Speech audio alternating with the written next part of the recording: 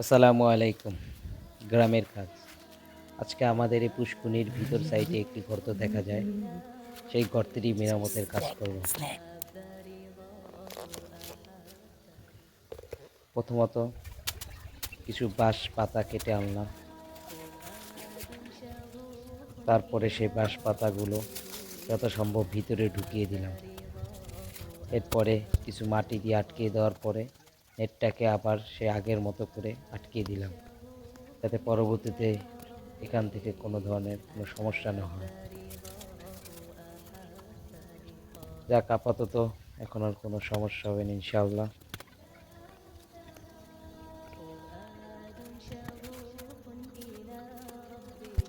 এরপরে আমাদের লাউ গাছ যেখানে লাগাইছিলাম সেই নেটটাকে একটু টানা দিয়ে দিলাম, আর নতুন যে দুইটা লাউ গাছ তা যাতে ঠিকভাবে বাড়ে সেজন্য সেখানে দুই বাঁশের টুনি দিয়ে দিছিলাম।